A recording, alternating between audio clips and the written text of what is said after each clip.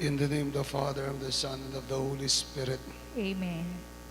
The grace and peace of God our Father and the Lord Jesus Christ be with you all. And with your spirit. Good afternoon, my dear friends. Good afternoon. We offer this Mass for the Thanksgiving, for the birthday Thanksgiving of our dear Archbishop Florentino Lavarias. Thanksgiving for the presbyteral ordination of Father Jake Viray. For the special intentions of Prime Group, Mayor June and Gente Tanco, Karen Miranda Chan, Dahin Tambeltran, Nicky Ganaro Bautista, Marites de la Cruz, Yolanda de la Cruz, Christian Carmela Katrina Valido, Maricor Macarupo, Dr. William Lim, Dr. Anrito Medina, Dr. Guillermo Beroa, Dr. Alvin Balatbat. For our medical frontliners, Dr. Carlo Tantan and Erica Medina, Remros Maglangke, Roxette Kabigting Bondok, Special Intentions Daisy Diaz, Kabigting Sisters of Cypress, California. We pray in a special way for healing for Father Jess Layog. We pray for healing for Brother George Cias, Brother Sing Garcia, Seroy Songko,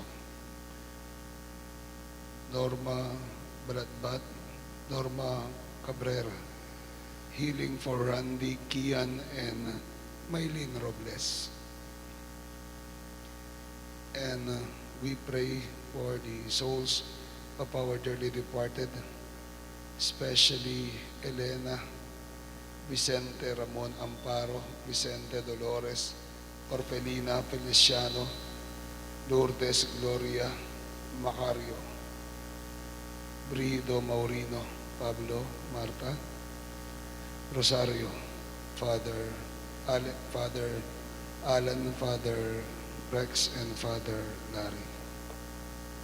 My dear friends, for us to be worthy to celebrate these sacred mysteries, we call to mind our sins and ask for God's pardon and mercy.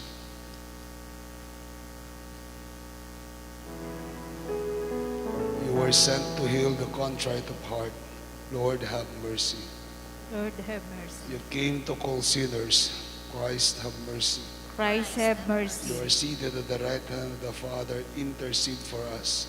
Lord, have mercy. Lord, have mercy. May Almighty God have mercy on us, forgive us our sins, and bring us to life everlasting. Amen. Let us pray.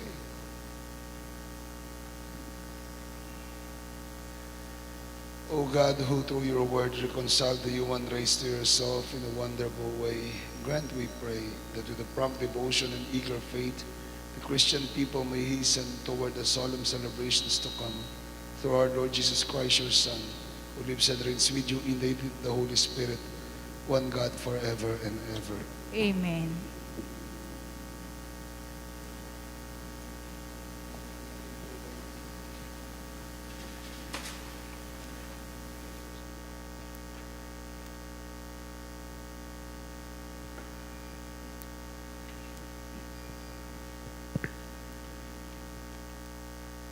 A reading from the second book of Chronicles. In those days, all the princes of Judah, the priests and the people, added infidelity to infidelity, practicing all the abominations of nations, and polluting the Lord's temple, which he had consecrated in Jerusalem. Early and often did the Lord, the God of their fathers, send his messenger to them, for he had compassion on his people and his dwelling place. But they mocked the messenger of God, despised his warnings, and scoffed at his prophets, until the anger of the Lord against his people was so inflamed that there was no remedy. Their enemies burnt the house of God, tore down the walls of Jerusalem, set all its palaces afire, and destroyed all its precious objects. Those who escaped the sword were carried captive to Babylon, where they become servants of the king of Chaldeans and his sons, until the kingdom of the Persian came to power. All this was to fulfill the word of the Lord spoken by Jeremiah. Until the land has retrieved its lost Sabbaths. During all the time it lies waste, it shall have rest while 70 years are fulfilled. In the first year of Cyrus, king of Persia, in order to fulfill the word of the Lord spoken by Jeremiah, the Lord inspired King Cyrus of Persia to issue this proclamation throughout his kingdom, both by word of mouth and in writing. Thus says Cyrus, king of Persia, all the kingdoms of the earth, the Lord, the God of heaven, has given to me, and he has also charged me to build him a house in Jerusalem, which is in Judah. Whoever therefore among you belongs to any part of his people, let him go up, and may his God be with him. The word of the Lord. Thanks be to God. Let my tongue be silenced if I ever forget you. Let my tongue be silenced if I ever forget you. By the streams of Babylon, we sat and wept when we remembered Zion, and aspens of that land. We hung up our harps. Let my tongue be silenced if I ever forget you. For there our captors ask of us the lyrics of our songs, and our despoilers urge us to be joyous. Sing for us the songs of Zion. Let my tongue be silenced if I ever forget you. How could we sing a song of the Lord in a foreign land? If I forget you, Jerusalem, may my right hand be forgotten. Let my tongue be silenced if I ever forget you. May my tongue cleave to my palate, if I remember you not, if I place not Jerusalem ahead of my joy. Let my tongue be silenced if I ever forget you.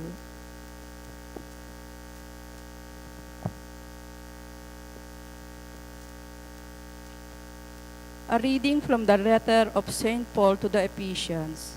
Brothers and sisters, God, who is rich in mercy, because of the great love He had for us, even when we were dead in our transgressions, brought us to life with Christ. By grace you have been saved. Raised us up with Him, and seated us with Him in the heavens in Christ Jesus, that in the ages to come He might show the immeasurable riches of His grace in His kindness to us in Christ Jesus.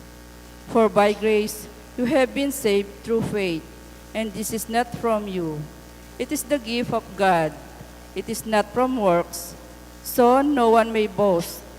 For we are His handiwork, created in Christ Jesus for the good works that God has prepared in advance, that we should live in them. The word of the Lord. Thanks be to God.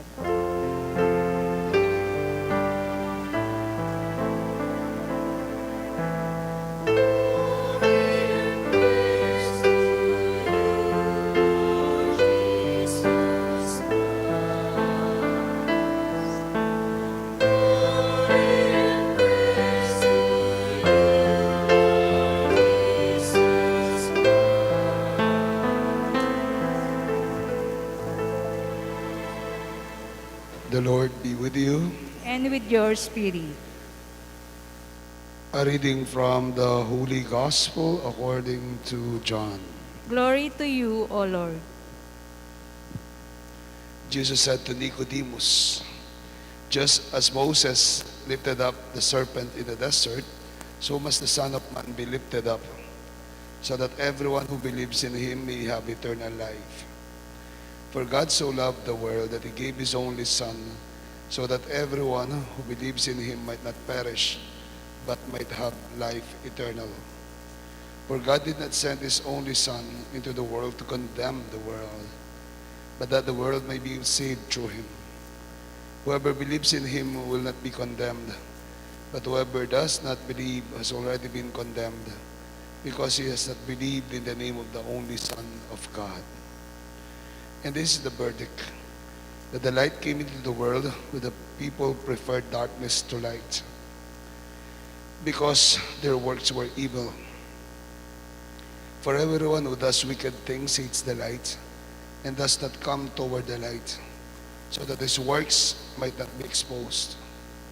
But whoever lives the truth comes to the light, so that his works may clearly be seen as done in God. My dear friends, the gospel of the Lord. Praise to you, Lord Jesus Christ. Good afternoon once again to all of you. Magandang hapon po sa inyong lahat. Usually may kasabihan yung mga bata ngayon, yung mga kabataan po ngayon. They would always say, ay, hindi mo pa inisip, ginawa na ni Binay.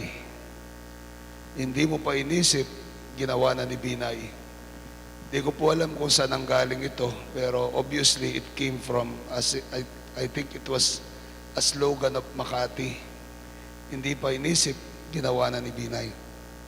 Hindi pa sinabi, ginawa na ni Binay. Ito'y patungkol sa serbisyo publiko, public service sa Makati, na nangunguna sa public service sa ating bansa. Hindi pa sinabi, hindi pa naisip, hindi pa inisip, ginawa na ni Binay. Since considering that Makati is one of the richest, if not the richest city in the Philippines, hindi advanced yung kanilang pagserbisyo publiko sa kanilang mga mamamayan. Hindi mo pa inisip, ginawa na ni Binay. I've been seeing the gospel for today. Sabi ng Panginoon sa Ebanghelyo, for God so loved the world that He gave us His only Son. For God so loved the world that He gave us His only Son, so that everyone who believes in Him might not perish, but may have life eternal. O minsan po sinasabi natin, tayo nagsisimba, tayo gumagawa ng mabuti, tayo nagdarasal, dahil mahal natin ang Diyos. Lagi-lagi sinasabi natin, ginagawa natin to dahil mahal natin ang Diyos. May mga kapatid pa tayo sa ibang pananampalataya, gaganyan pa yan, tatalon pa yan, sasayaw pa yan, I love you, Lord, I love you, Lord. Jesus is my personal Lord and Savior. I love you, Lord. Sasabihin ganyan. Kaibang mga Katoliko, nagawa nyo na pa po yan? Napubay nyo yan? Nagawa nyo na ba publicly to proclaim that you love the Lord? May nakagawa na po ba sa inyo ng I love you, Lord, I love you, Lord, Jesus is my personal Lord and Savior? Talaga kayong mga Katolikong walang pakialam sa pananampalataya. Di nyo man magawa-gawa, mga tamad, no? Anyway, yun, pinoproclaim pa ng iba, I love you, Lord. Pero hindi natin alam, ang pag-ibig natin na yan ay kakatiting sa pag-ibig ng Diyos sa atin. Dahil nauna nang umibig sa atin ang Diyos. Nauna nang minahal tayo ng Diyos. Hindi pa natin naisip, ginawa na ng Diyos. Hindi pa natin naisip pagmahal sa Kanya, ginawa na ng Diyos. Sino po yung mga may asawa dito o mag-asawa? Pakitaas ang kamay. Okay. Bakit niyo po pinakasalan ang asawa niyo? Juan Joseph. Ba't di mo masabi-sabi? Ba't mo pinakasalan? Mahal mo siya. Tatesting. Po? Same lang. Same lang yung asawa niyo? Ay, hindi. Same. Okay. Mahal mo siya. Tatatinong. Mahal niyo siya.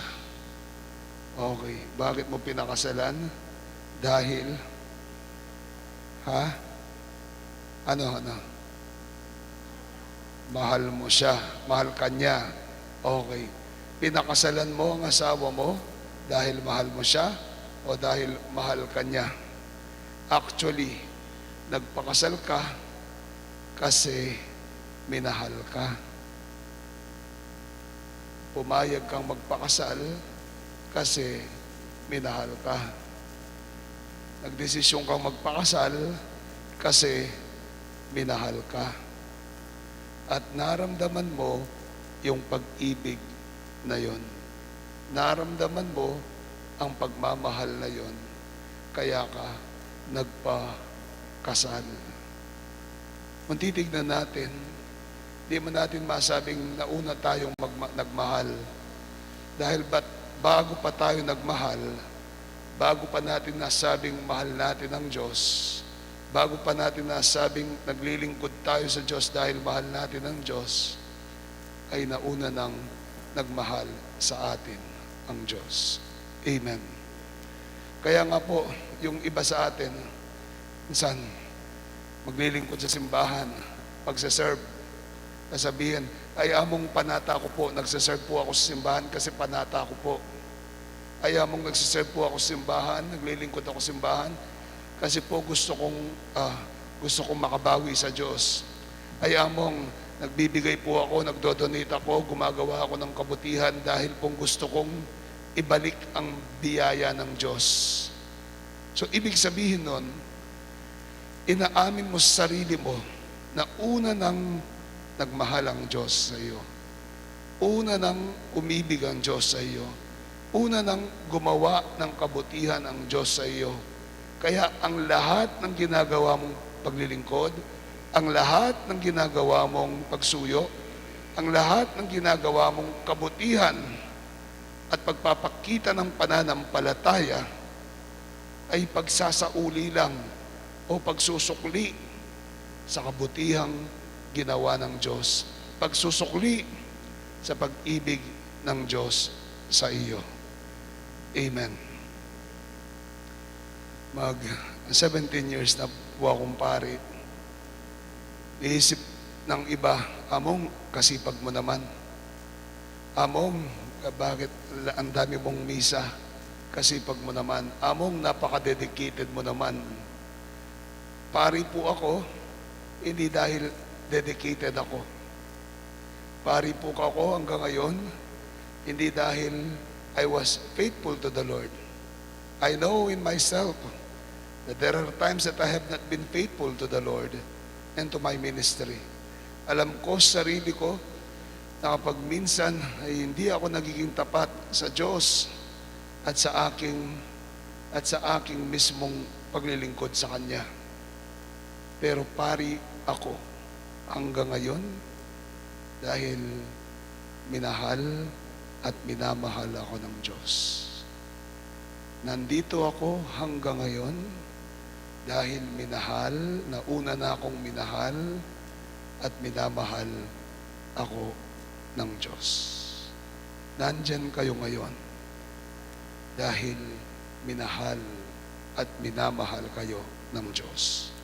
Hindi pa natin ginawa, hindi pa natin inisip, ginawa na ng Diyos na una na siyang nagmahal sa atin.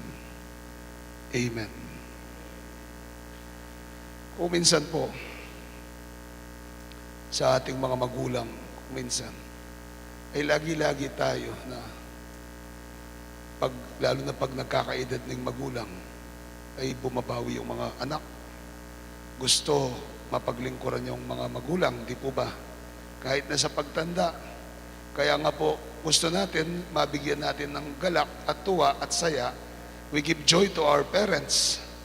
Kaya nga po, ipinapasyal natin,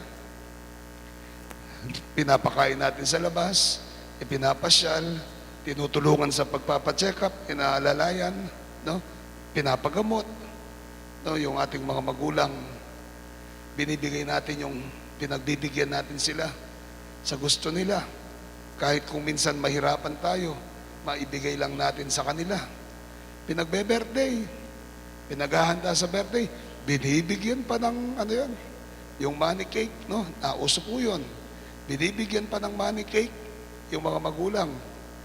Ako nga'y tuwang-tuwa akong minsan katalastas. O minsan, sabi ko nga, ay pagkakataon na pag nag-bless ako ng patay, Makikita mo yung matanda, may hawak na pera sa palad niya, no? May pera sa palad niya. Pag nasa atawol na, makita mo may nagbe-bless ako, may pera sa palad. Uso dito 'yon. May pera sa palad.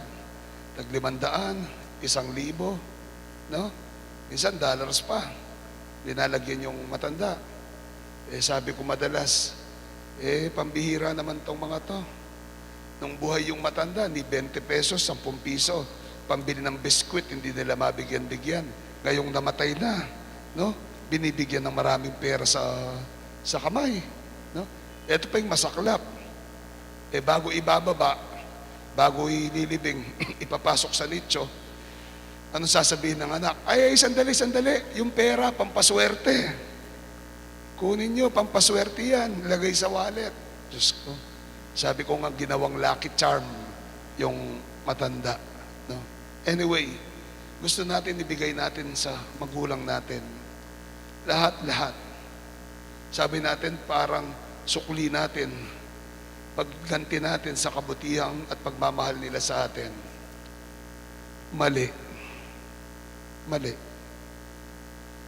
Mali hindi dahil ginagawa natin, hindi po. Mali yung pag-iisip natin. Kasi kung titingnan natin, hanggang sa kahuli-hulihan, tayo ang iniintindi ng ating mga magulang. Hanggang sa kahuli-hulihan, tayo ang iniisip ng ating mga magulang. Hanggang sa kahuli-hulihan, ang pag-ibig nila na nauna na ay hindi mawawala. May kaibigan po ako, may magulang siya na matanda. Every time na dumating yung mga kaibigan ko, tapos aalis yung mga anak niya, ang ginagawa po ng matanda, habang nasa pintuan, be-bless yung matanda. Ay, be-bless yung mga anak, gaganyanin. Be-bless yung mga anak. Sabi ko nung minsan, biniro ko yung matanda, Inda, at bebendisyonan mo lang, nakamang pari. Sabi kong ganyan. Ba't binibless mo, binabasbasan mo, hindi ka naman pare? Sabi kong ganyan. Sabi sa akin ng matanda, Among, binabasbasan ko po yung mga anak ko kasi hindi ko alam kung sa pagbalik nila ay magkikita pa kami. Kasi hindi ko po alam kung sa pagbalik nila ay magkikita pa kami. Hanggang sa kahuli-hulihan, minamahal tayo ng ating mga magulang. The Lord is right. Hanggang ang Diyos ay nauna sa pag-ibig niya sa atin. For He so loved the world that He gave us His only Son, that until the last breath of Jesus, until the last blood, the last drop of blood of Jesus, God showed us how He loved us. Ipinakita ng Diyos, ipinamalas ng Diyos, ipinaranas ng Diyos ang kanyang dakilang pag-ibig sa atin. Kaya kung sasabihin natin, I love you Lord, I love you Lord, I love you Lord, salamat po. Pero tandaan ninyo, na una nang nagmahal ang Diyos sa atin. And the mere fact, the mere thought na nasa isip mo, nasa saloobin mo, nasa puso mo, na nauna kang minahal ng Diyos is enough reason for us to share that love and to give that love to everyone. For God so loved the world that He gave us His only Son. Amen. Amen. I believe in God the Father Almighty, creator of heaven and earth, and In Jesus Christ, His Son of our Son, Lord, was conceived by the power of the Holy Spirit, and born of born of the the Virgin Mary, suffered suffered under under Pontius Pontius Pilate, Pilate, was who crucified, died, and was was buried. He Descended descended into into the the dead. dead. On the third day he rose again from He- the dead. He ascended into heaven and seated at the right hand of the Father. He will come again.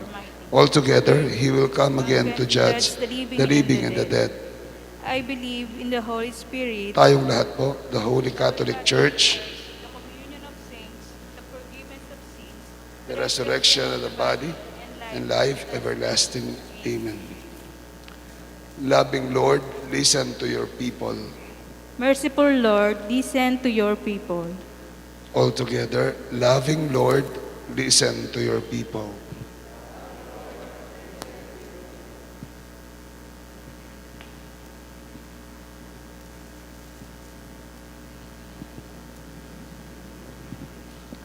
May the Church remain a living sign of God's love and mercy in times of darkness and despair, we pray. Loving Lord, listen to your people. May our government and civil leaders strive to live by God's truth and walk in God's light, forsaking the culture of death and corruption, we pray. Loving Lord, listen to your Listen to your people. people. May we become more aware that is not only offense God but also wounds us at our community. May we have frequent recourse through the sacrament of penance that reconcile us to God and to one another. We pray. Loving Lord, listen to your people. May the Lord wash away out hatred, banish violence, and terrorism for our midst, and restore tranquility and justice. We pray. Loving Lord, listen to your people. May the sick, the elderly, and the suffering realize our care and attention that they love by God. We pray. Loving Lord, listen to your people. In the silence of our hearts, we pray for our own personal intentions.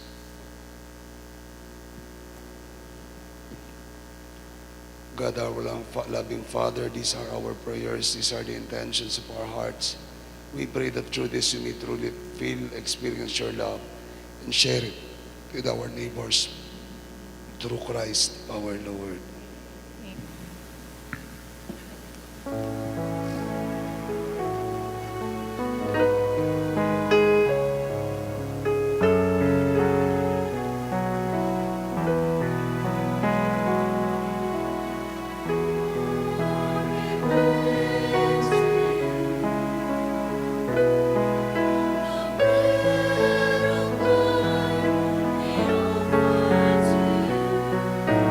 Bless them with your spirit.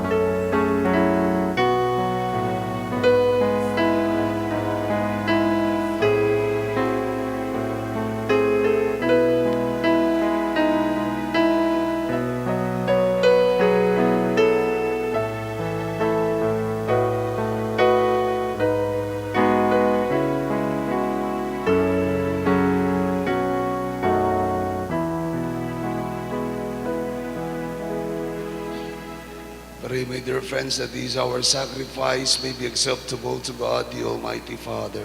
May the Lord accept the sacrifice at your hands for the praise and glory of his name, for our good and the good of all his holy We place church. before you with joy these offerings which bring eternal remedy, O Lord, praying that we may both faithfully revere them and present them to you as is fitting for the salvation of the world through Christ our Lord. Amen.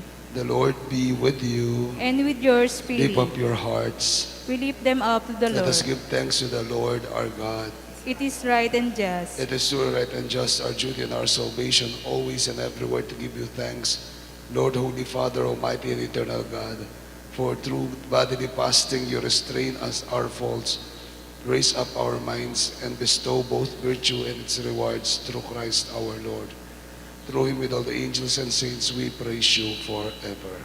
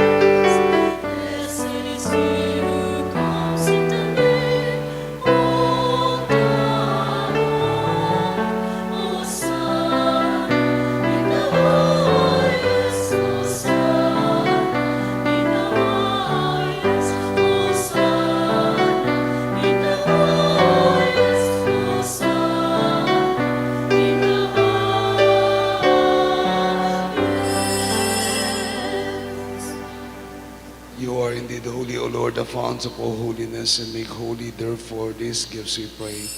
Send out your Spirit upon them like the dewfall, that they may become for us the body and blood of our Lord Jesus Christ. At the time he was betrayed and entered willingly into his passion, he took bread and giving thanks, broke it, gave it to his friends, saying, "Take this, all of you, and eat of it, for this is my body, which will be given up for you."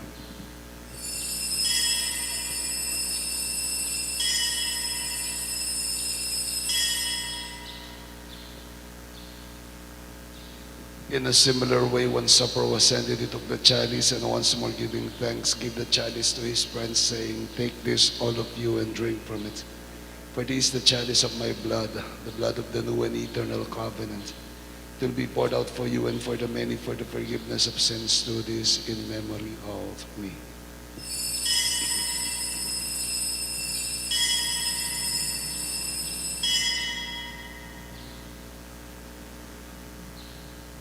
The mystery of faith.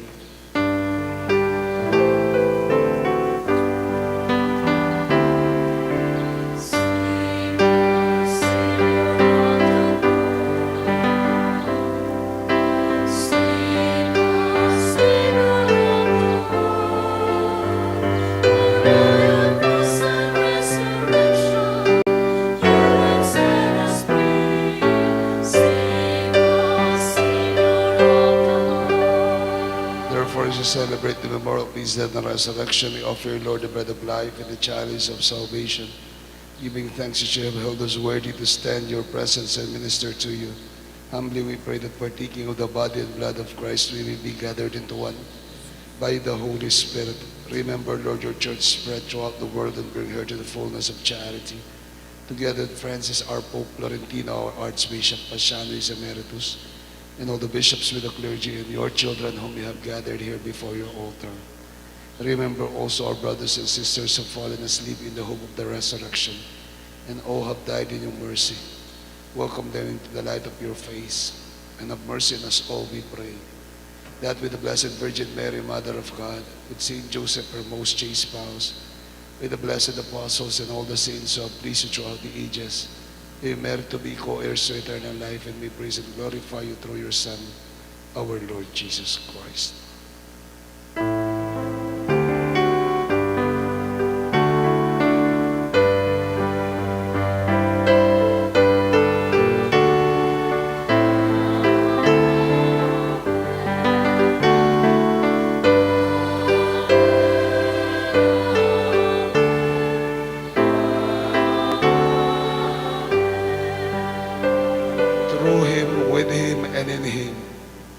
God Almighty Father, in the unity of the Holy Spirit, all glory and honor is yours forever and ever. Amen. As one family, we pray to the Father with the words Jesus taught us.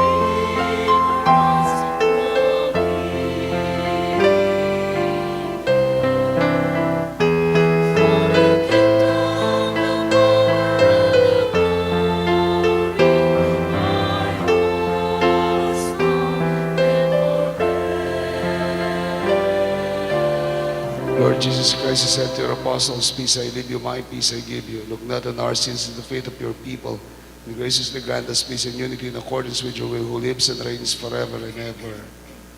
Amen. The peace of the Lord be with you always. And with your We spirit. share the peace of Christ with one another. Peace be with you. Peace be with you. Peace be with you.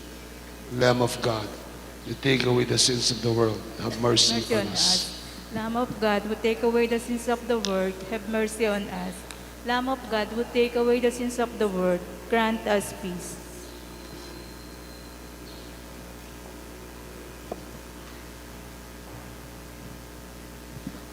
My dear friends, this is Jesus, the Lamb of God, the God of love. Happy are we are invited to join him in this holy meal.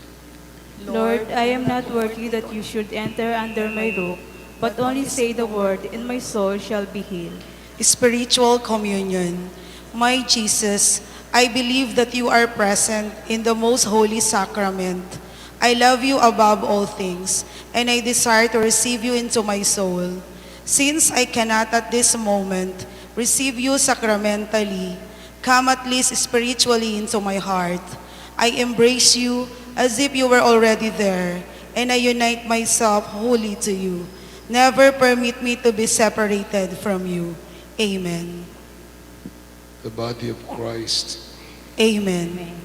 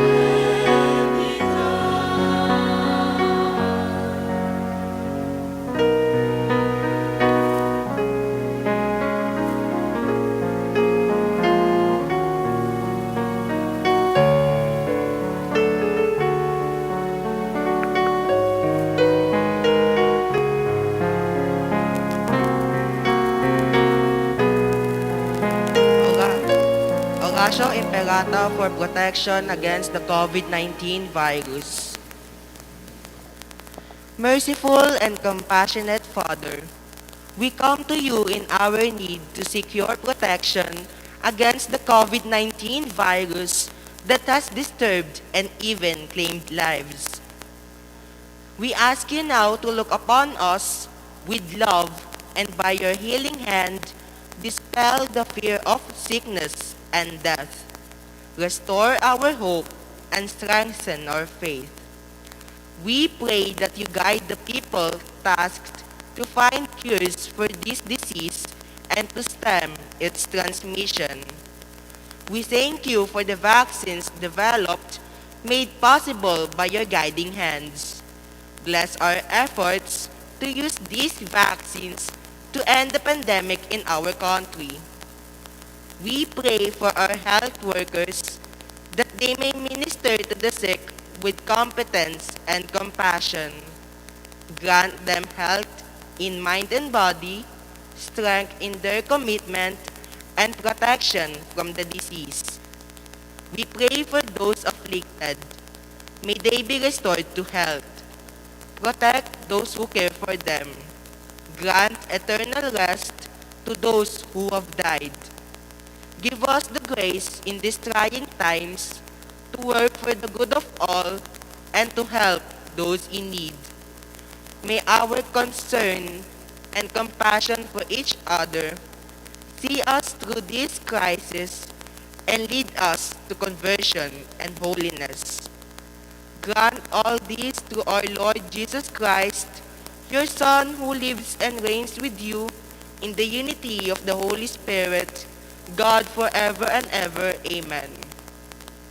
We fly to your protection, O Holy Mother of God. Do not despise our petition in our necessities, but deliver us always from all dangers, O glorious and blessed Virgin. Amen. Saint Joseph, Saint Raphael the Archangel, Saint Roch, Pray for us. Saint Lorenzo Ruiz, Pray for us. Saint Peter Calungsod, Pray for us. Saint John Paul II, Pray for us. Saint Teresa of Calcutta, Pray for us. Saint Pio of Pietrelcina, Pray for us. Saint Serapion, Pray for us. Saint Peter Nolasco, Pray for us. our Mother and Patroness, Nuestra, Señora, Dela Merced. Pray for us. Let us pray.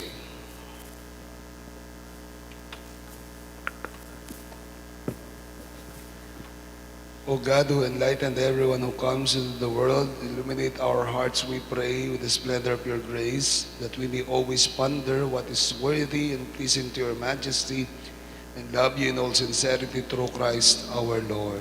Amen. Assignment po natin, mamaya pag-uwi nyo, ngayon, pabukas, i-post nyo po sa wall nyo, I love you, Jesus. Amen? Amen. Post nyo sa Facebook nyo po, sa wall nyo, I love you, Jesus. Amen? Amen. Salamat po.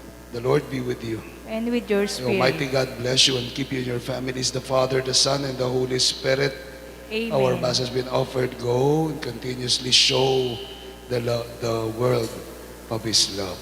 Tell Thanks the world be of to His God. love. Thanks be to God. Good evening to all of you. Have a blessed Sunday and God bless you all.